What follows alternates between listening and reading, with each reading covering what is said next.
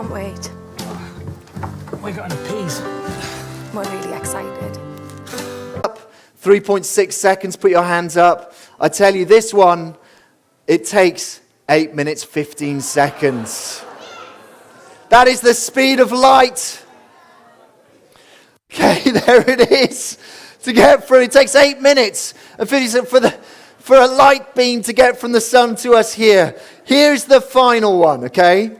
How long do you think it would take to travel the whole cosmos at the speed of light? The whole cosmos, okay? That's it. All the universe, all of it, from one side to the other. It's expanding, but let's just run with it. Okay, if you're traveling the speed of light, let me tell you, okay? I'm not going to give you guesses for this. Okay, it would take you 46 billion, not minutes, not hours, years. 46 billion years, traveling the speed of light. It would take you 1.26 seconds to get to the moon traveling the speed of light, but to go across the whole of the cosmos, 46 billion years. See, the universe is big, big, big. It's very big. The God who made the universe, well, he's big, big, big. Yet Christmas, we remember, he became small, small, small. Can we have little Emily? Is little Emily knocking about? Here we go. I just want to show you. Okay. Come on up. Here's a relative newborn. How old is Emily? 8 weeks. Come on up. Here's little Emily. Cute. So small. I was chatting to my Muslim barber last week who cut off lots of my hair. And he was saying to me, God could no way become a baby because God cannot be dependent. No one can touch God. And yet the marvel of Christmas is that God really did become a child. Utterly dependent. He became one of us. Thank you. I think give a little round of applause for that. What humility. What a cost. Verse 14 put it like this. John chapter 1 verse 14. The Word became flesh and made his dwelling among us. God entered our family, the human race, so that we might enter his family, the eternal family of God. The question is, how did we treat him when God became part of our family? Well, have a look at verse 10. We treated him really badly. Look at it. He was in the world, and though the world was made through him, the world did not recognize him. He came to that which was his own, but his own did not receive him. Amazingly, God became one of us. And what did we do with that? We ignored him, we rejected him, and ultimately put him on a cross. Now, I don't know if you heard about the grandfather. He went for Christmas Day celebrations with his family, and the kids, well, the grandchildren, they were treating him a little bit off. They were a little bit cold, a little bit cool with him, and he didn't understand it all day. Normally all hugs and kisses, and they were being a little bit funny. And when he got home, he looked at his bureau, and on his bureau was a pile of checks with each of their names on it.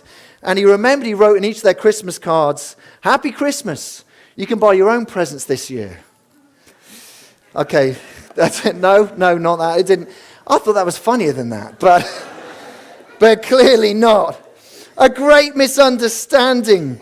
But not so with us and Jesus. Jesus walks into our world, the creatures that he made.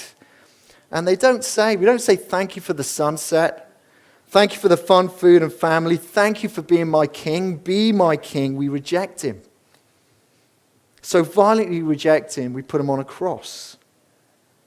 See, deep down, that is all of us. Deep down, we don't want God telling us what to do. We don't want him in our lives. We don't want him telling us what's right and wrong. We don't want to be accountable to him. See, we all do it. That's what the Bible calls sin. We reject him. And as we reject him, he doesn't put us in his family. We can't be with him for all eternity. But why does God become one of us? Remember this. God enters our family, so that we might enter his family. See, there is a beauty to Christmas. Just have a look at verse 12. It's the most remarkable thing you will hear all day. Forget the king's speech. Listen to this. Yet to all who did receive him, to those who believed in his name, he gave the right to become children of God.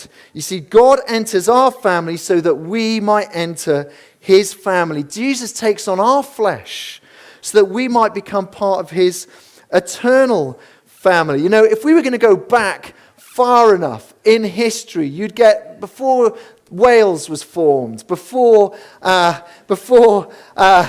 was a world, before there was a neutron or a proton, before there was anything. Do you know what you would find? A family. God the Father, loving God the Son, in the joy of the Holy Spirit. A perfect family of love. Jesus became one of us so that we might become part of that forever family. Now, I was listening to an interview this week. Roger Federer. For those of you who don't know Roger Federer, he's one of the best tennis players who's ever played. There he is. That's what he looks like.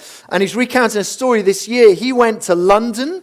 He flew over there to get a specialist to have a look at his knee. He was giving him a bit of jip. And he had a couple of hours to spare. He was in Wimbledon. And so he thought, you know what, I'm going to go to Wimbledon. Never been there when I've not been playing. I'm going to go over there. And he thought, I don't know where to go in. So he went to the big main gate. And he said to the person at the gate, can I come in, please? And the person at the gate said to them, have you got your Wimbledon card? Only people with a Wimbledon card. He said, I have got one, but it's at home in Switzerland. I can't bring it right now. Can you please let me in? And they said, not without a Wimbledon card. And he thought, okay, just so you know, I'm often don't have to come through this entrance because in the summer I'm here with the players. I get to play. Who's trying to not give it away, but I come in with the players. Can I come in? And they said, you haven't got your Wimbledon card, no. And he said, this is the final straw. He said, I've won this championship 8 times. Can you let me in? You don't have a Wimbledon card, no. And so she said, you need to go around to the side entrance. So she went around to the side entrance, and there he met some security guards, and they recognized him. They said, oh, it's Roger Federer. Can we have a selfie? He said, yes, you can.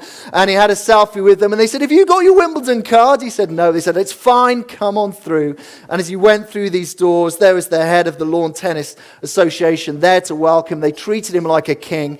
And he said, do you know what he felt like doing? Going to the other side of the gate, knocking on it and said, I'm in. I'm in. There he was. You see, Roger Federer, do you know to get the Wimbledon card, do you know what you need to do? Either pay a lot of money or win Wimbledon. It's a very exclusive club. Only a few people ever make it. I'm looking around this room, maybe you, probably unlikely. Grand Slam champion. But look at the joy of what happens at Christmas. Verse 12, have a look at it.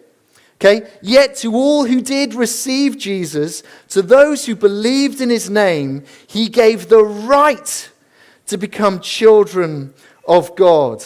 He gave them the right to become part of God's forever family. See, here is a club that by nature none of us belong to, but the offer is open to all of us.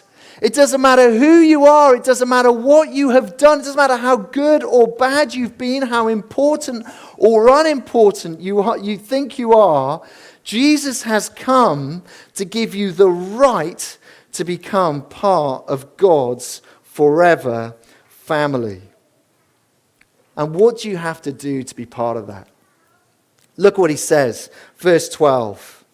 Yet to all who receive him, to those who believed in his name. You see, to be part of this family, you just have to accept Jesus. You have to trust him. You have to say, please forgive me for all my wickedness. Please be my king. Please let me be part of your family. And that is the gift that he loves to give all of us. There's a guy called Jim Packer. And he was a pastor, and he put it like this. This is what you get as you become a children of God. You get permanent intimacy with God as one's heavenly Father. The God who created the cosmos, that it would take 46 billion light years to cross. He became a baby so that you can know him, so you can be welcomed in. It's been an awful few years, isn't it? I was just reflecting on it. This Christmas is so weird. Do you know, back in March this year in England, we still had to wear face masks when you were indoors. Do you remember that? That was March this year. The restrictions were only fully lifted in March this year. COVID has knocked our world for six. There's been so much instability, so much insecurity for all of us. And yet here at Christmas, there is the one bit of security we all need. Christ became one of us so that we might be welcomed into his family. I'm aware that you might be here just today and you're having Christmas dinner with family, and it's great to have you here. Look, there's a few things you could take to follow on this. And maybe you want to say to Jesus, I want to receive you today. And if you do, you can do that in the quietness of your heart in a moment. But we've got these books, 4 Kinds of Christmas. Which one are you? Let's face it, it's going to be interesting. We're probably going to watch the King's Speech, but then after that, that'll take you 25 minutes, half an hour to read. What kind of Christmas are you? It's a way of thinking about what Christmas is all about. We also run a course in the